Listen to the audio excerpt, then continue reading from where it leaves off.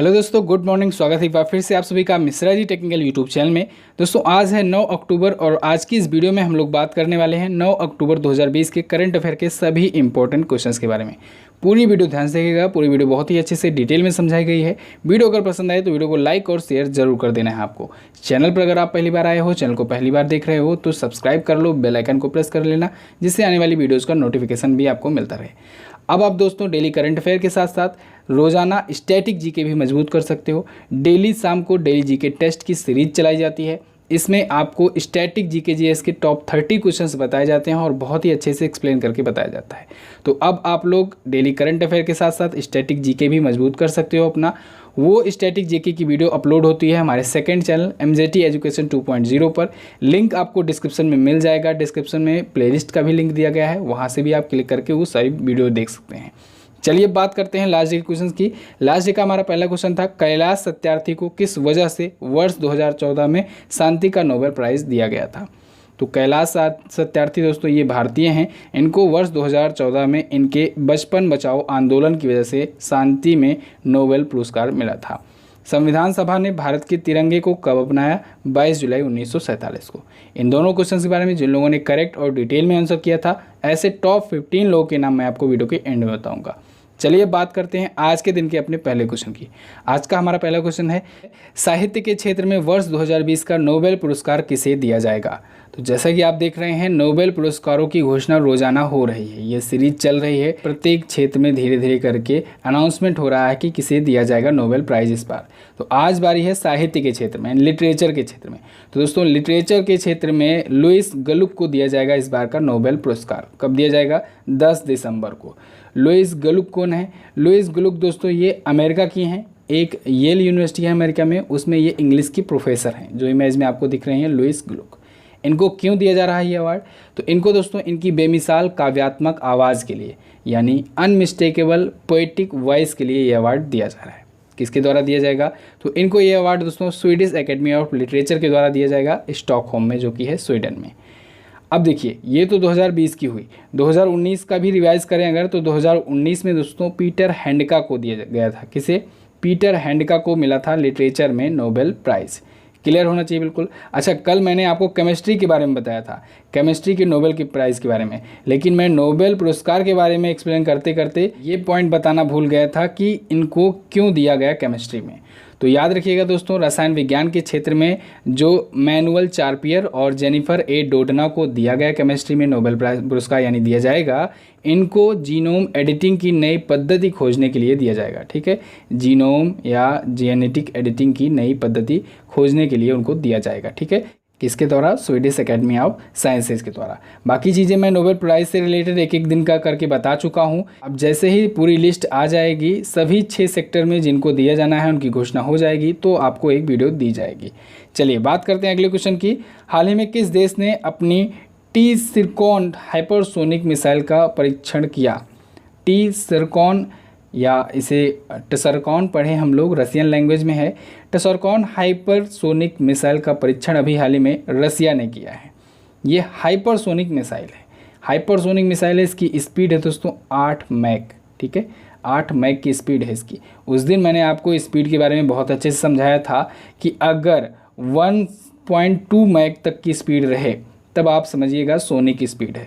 अगर 1.2 से लेकर के 5 मैक तक स्पीड रहे तब वो सुपर सोनिक स्पीड कहलाती है। और अगर 5 मैक से लेकर के 10 मैक तक की स्पीड रहे तब वो हाइपरसोनिक स्पीड कहलाती है। अब ये 8 मैक की स्पीड है, 5 से 10 के रेंज में है, तो ये हाइपरसोनिक स्पीड हुई। तो हाइपरसोनिक मिसाइल का सफलतम परीक्षण किया रसिया ने। नाम क्या है? टसरकॉन। ठीक है, कहाँ से किया? व्हाइट आर्क रूसी आर्कटिक से। कहाँ पर? रूसी आर्कटिक में व्हाइट आर्क से इसका परीक्षण किया। रेंज कितनी है? रेंज है 450 किलोमीटर की। क्लियर? ये मिसाइल दोस्तों बेसिकली एक scramjet powered anti ship hypersonic cruise missile है। रसिया ने इसका परीक्षण किया है। चलिए रसिया के बारे में जान लेते हैं। मैप में देखिए, ये रहा रसिया। मॉस्को यहाँ की राजधानी है। मॉस्को में ही दोस्तों अभी काउकाज नाम का एक बहुराष्ट्रीय मल्टीनेशनल एक्सरसाइज हुआ था। भारत इसमें जाने वाला था, लेकिन भारत हिस्सा नहीं लिया। भारत ने क्या कहा? भारत ने कहा आप वहाँ पर सब लोग कर लो मिलकर के एक्सरसाइज, हम और आप मिलकर इंदिरा नेवी कर लेते हैं। तो इंदिरा नेवी भारत और रसिया ने किया। ठीक है, रूबल यहाँ की करेंसी है। संसद का नाम ड्यूमा। मिखाइल वी मिशुस्तिनी यहाँ के हैं प्रधानमंत्री। व्लादिमीर पुतिन 2036 तक अब रहेंगे यहाँ के प्रेसिडेंट। क्लियर। नेक्स्ट बात करते हैं। अगला, हाल ही में कब 88वां भारतीय वायुसेना दिवस मनाया गया? तो दोस्तों 8 अक्टूबर को भारतीय वायुसेना दिवस होता है। इस बार इसका 88वां संस्करण था। 8 अक्टूबर को 88वां भारतीय वायुसेना दिवस, इंडियन एयरफोर्स डे मनाया गया। इंडियन एयरफोर्स का गठन भी इसी दिन हुआ था 8 अक्टूबर को, तो इसे भारतीय वायुसेना स्थापना दिवस के नाम से भी जाना जाता है। 1932 में भारतीय वायुसेना की स्थापना हुई थी 8 अक्टूबर के दिन। इस बार दोस्तों एयरफोर्स ने परेड के लिए गाजियाबाद के हिंडन एयरबेस को चुना। इस बार हिंडन एयरबेस पर परेड ऑर्गेनाइज किया गया था। इस बार राफेल वगैरह भी थे।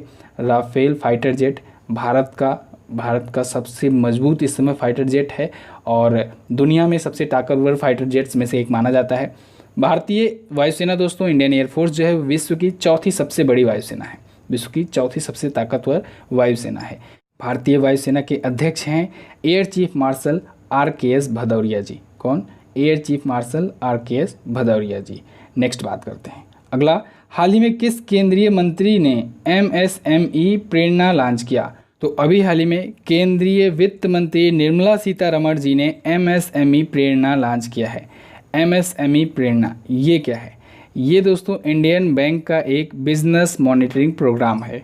इसका मेन पर्पज़ यही है कि जो एंटरप्रेन्योर्स होते हैं, जो उद्यमी होते हैं, उनके बीच में स्किल्स डेवलप की जाए, जिससे उनका जो प्रोडक्शन हो सके, उनका जो डेवलपमेंट है वो और ज़्यादा एम्पावर हो सके। तो MSME प्रेरणा इसी वजह से लॉन्च किया गया है। ठीक है, किसके द्वारा? निर्मला सीतारमण जी के द्वारा, भारत की पहली महिला वित्त मंत्री निर्मला सीतारमण जी के द्वारा। ठीक है, चलिए नेक्स्ट बात करते हैं। अगला, केंद्रीय मंत्री रामविलास पासवान जी का निधन हो गया। ये किस विभाग के केंद्रीय मंत्री थे? तो दोस्तों रामविलास पासवान जी का निधन हो गया है। बहुत बड़े नेता थे, केंद्रीय मंत्री थे। इनका अभी हाल ही में निधन हो गया। ये भारत के उपभोक्ता एवं खाद्य एवं सार्वजनिक वितरण मंत्री थे। इस विभाग के ये केंद्रीय मंत्री थे। रामविलास पासवान जी दोस्तों 8 बार लोकसभा के सदस्य रहे। वर्तमान में ये राज्यसभा के सांसद थे और लोक जनशक्ति पार्टी के अध्यक्ष थे। तो इनका अभी हाल ही में निधन हो गया है। अच्छा, एक और केंद्रीय मंत्री का अभी हाल ही में निधन हुआ था। किसका? सुरेश अंगड़ी का। सुरेश अंगड़ी जी केंद्रीय रेल राज्य मंत्री थे। इनका भी अभी हाल ही में निधन हुआ। ये भी केंद्रीय मंत्री थे। और रामविलास पासवान जी का भी निधन हुआ। ठीक है, तो ये 2 केंद्रीय मंत्री हैं। यहाँ से भी क्वेश्चन बन सकता है। ठीक है, चलिए नेक्स्ट बात करते हैं।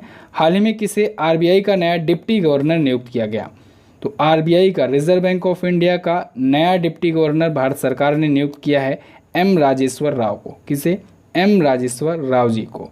ये केंद्रीय बैंक के चौथे डिप्टी गवर्नर है। आपको पता होगा, कई बार मैंने बताया हुआ है कि RBI के 4 डिप्टी गवर्नर होते हैं। ठीक है, एक गवर्नर और 4 डिप्टी गवर्नर होते हैं। तो 4 में से एक जो NS विश्वनाथन जी थे, इन्होंने मार्च में ही इस्तीफ़ा दे दिया था। मार्च में इस्तीफ़ा दे दिया था, तो तब से ये चौथा डिप्टी गवर्नर का पद खाली था। राजेश्वर राव जी को अब चौथा डिप्टी गवर्नर बना दिया गया है। बाकी के 3 डिप्टी गवर्नर कौन हैं? तो बाकी 3 में हैं दोस्तों BP कानूनगो, इसके साथ हैं डॉक्टर MD पात्रा या माइकल पात्रा जिसे कहते हैं हम लोग, और तीसरे जो हैं वो हैं MK जैन जी। तो ये 3 डिप्टी गवर्नर अभी हैं। चौथे हो गए M राजेश्वर राव। RBI आया है। RBI के बारे में हम लोग जान लेते हैं। Reserve bank of India Bharat का केंद्रीय बैंक है। मॉनेटरी पॉलिसी कमेटी इसी के अंतर्गत आती है। अभी कल भी मैंने आपको मॉनेटरी पॉलिसी कमेटी के बारे में बहुत अच्छे से बताया था। RBI की स्थापना दोस्तों हुई थी 1 अप्रैल 1935 को, लेकिन इसका राष्ट्रीयकरण किया गया 1 जनवरी 1949 को। इसके पहले गवर्नर हुए ओसबॉर्न स्मिथ जी, लेकिन पहले भारतीय गवर्नर की बात की जाए तब आप बताएंगे CD देशमुख। इसका हेडक्वार्टर है मुंबई में। नेक्स्ट बात करते हैं। अगला, हाल ही में किसने भारतीय कपास का पहला ब्रांड एवं लोगो लॉन्च किया?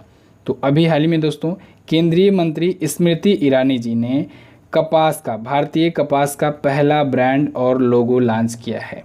स्मृति ईरानी जी केंद्रीय कपड़ा मंत्री हैं और महिला एवं बाल विकास मंत्रालय का भी पद ये संभाल रही हैं। ठीक है, इन्होंने दोस्तों ये पहला ब्रांड और लोगो लॉन्च किया है विश्व कपास दिवस के दिन। विश्व कपास दिवस 7 अक्टूबर को मनाया जाता है।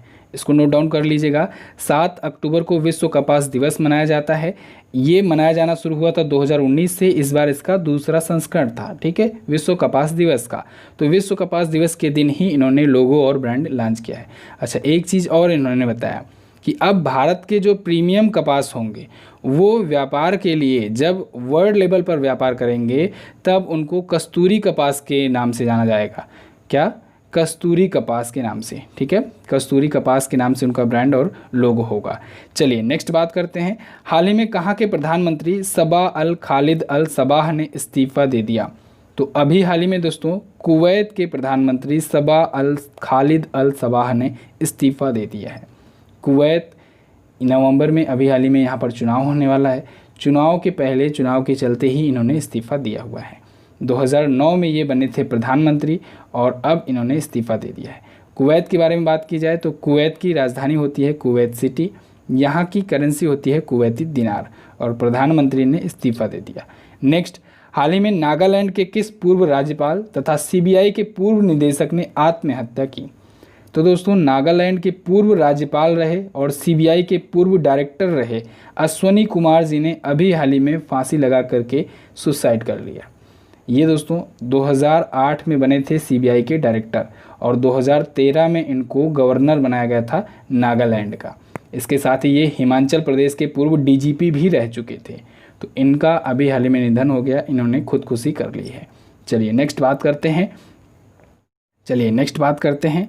मास्क और सैनिटाइज़र की कीमत सीमित करने वाला पहला राज्य कौन बना?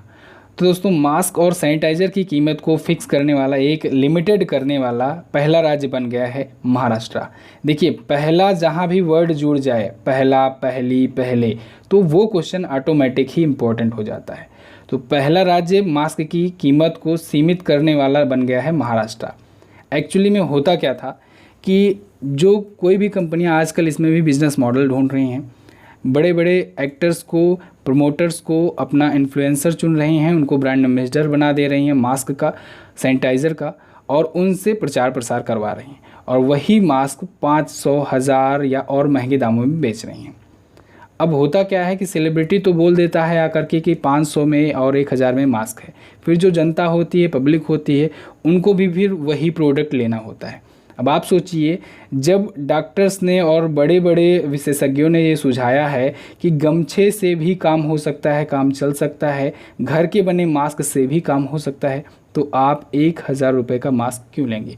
अगर मास्क N95 उनको सुझाया गया है जो लोग कोरोना मरीजों के लगातार संपर्क में रहते हैं, जैसे डॉक्टर्स वगैरह हो गए, नर्सेज वगैरह हो गई, उनके अलावा जो बाकी लोग हैं वो गमछे का भी यूज़ कर सकते हैं। लेकिन ऐसे में भी बड़ी बड़ी कंपनियां ऐसे मास्क भी बड़े दामों में बना रही हैं, प्रोडक्शन कर रही हैं। तो ऐसे में महाराष्ट्र राज्य पहला राज्य बन गया है कि वो अब संशोधित दरें लागू किया है, ठीक है, एक लिमिट कर दिया है कि इतने से महंगा मास्क नहीं बिकेगा। क्लियर होना चाहिए बिल्कुल। महाराष्ट्र के बारे में थोड़ा सा जान लीजिए। उद्धव ठाकरे जी यहाँ के शिवसेना पार्टी से हैं, चीफ मिनिस्टर, गवर्नर है भगत सिंह कोश्यारी जी, इन्हीं को अभी हाल ही में गोवा का भी मिला है अतिरिक्त प्रभार, ठीक है। मुंबई यहाँ की है राजधानी, बम्बई हाईकोर्ट और बॉम्बे हाईकोर्ट के चीफ जस्टिस हैं दीपांकर दत्ता जी। ये रहा महाराष्ट्र। महाराष्ट्र से गुजरात अलग हुआ था 1 मई 1960 को, ठीक है, 1960 को 1 मई से अलग हुआ था। महाराष्ट्र बॉर्डर किससे किससे शेयर करता है? गुजरात से, मध्य प्रदेश से, छत्तीसगढ़ से, तेलंगाना, कर्नाटका और गोवा से अपना बॉर्डर शेयर करता है महाराष्ट्र। क्लियर है। अगर हम लोग जनसंख्या की बात करें तो दूसरा सबसे बड़ा राज्य है महाराष्ट्र जनसंख्या की दृष्टि से, पहला है उत्तर प्रदेश। चलिए तो बस दोस्तों ये तो थे हमारे आज के दिन के top 10 current affair. I hope आपको वीडियो पसंद आई होगी, काफ़ी कुछ सीखने को मिला होगा। वीडियो पसंद आई है तो लाइक और शेयर कर दीजिए अपने दोस्तों के साथ। शाम वाली डेली स्टैटिक वीडियो आप लोग देखना मिस मत किया करो, बहुत इंपॉर्टेंट होती है, उससे आपका स्टैटिक जीके जीएस मजबूत होता जाता है लगातार। अगर आप वो सीरीज कंटिन्यू करेंगे तो फिर आप लोग करंट अफेयर के साथ साथ स्टैटिक जीके जीएस में भी महारत हासिल कर लेंगे। और अगर आपको सक्सेस पाना है तो आपको सिर्फ एक सब्जेक्ट लेकर नहीं चलना है, आपको ऑलराउंडर बनना है, आपको सभी सब्जेक्ट में अपनी कमांड बनानी होगी। तो इस वजह से आप लोग स्टैटिक जीके जीएस भी फोकस करते चलिए, उसको भी मजबूत करते चलिए। उसकी क्विज़ भी प्रोवाइड की जाती है, क्विज़ आपको डेली एप्लीकेशन पर मिलती है MGT ऐप पर। तो डेली आप लोग वीडियो देखने के बाद क्विज़ भी जरूर सॉल्व किया करो। क्विज़ आपको डेली करंट अफेयर की भी मिलती है, PDF भी मिलती है, टेलीग्राम ग्रुप पर भी दिया जाता है ये सब, तो वहाँ से भी आप डाउनलोड कर सकते हो। चलिए दोस्तों अब हम लोग बात कर लेते हैं आज के आपके क्वेश्चंस की, आज का आपके लिए पहला क्वेश्चन है, आरबीआई की मौद्रिक नीति समिति में कितने सदस्य होते हैं? कल ही मैंने आपको बहुत अच्छे से डिटेल में सब कुछ बताया था। अगला, भारतीय तटरक्षक ने कहाँ पर कनकलता बरुआ पोत को कमीशन किया? दोनों ही क्वेश्चन है इंपॉर्टेंट, दोनों के बारे में आपको जो पता हो डिटेल में आंसर करिएगा। अब आप वीडियो देख लिए हो तो जाओ इसकी क्विज भी सॉल्व कर लो। वीडियो को शेयर कर देना, ये मेरी रिक्वेस्ट है आपसे। वीडियो को आप लोग बिना कहे शेयर जरूर कर दिया करो, और पसंद आया करे तो लाइक भी किया करो। आपका कोई सुझाव है तो वो भी हमें बता दिया करो। चलिए दोस्तों, अब हम लोग बात करते हैं उन लोगों के नाम की जो लोग कल की वीडियो में करेक्ट और डिटेल में आंसर किए थे। तो ऐसे टॉप 15 लोगों में हैं मनु पांडे, सृष्टि मिश्रा, शिल्पी ठाकुर, शिवानी, आंचल मिश्रा, राकेश ढाका, अमृत कुमार, नरेंद्र मीना, अंशिका गुप्ता, नेहा जायसवाल, सत्येंद्र प्रताप, शुभम यादव, श्रेया गुप्ता, राहुल यादव, श्याम शेर कुमार। इतने लोगों ने करेक्ट और डिटेल में आंसर किया है। आप लोग भी करेक्ट और डिटेल में आंसर किया करो, और जो आंसर पसंद आए जिसका, उसको लाइक भी कर दिया करो। इससे उसका भी मोटिवेशन बढ़ जाता है जो कमेंट किया रहता है। मिलते हैं दोस्तों ऐसे ही नेक्स्ट वीडियो में, तब तक के लिए नमस्कार, जय हिंद, वंदे मातरम।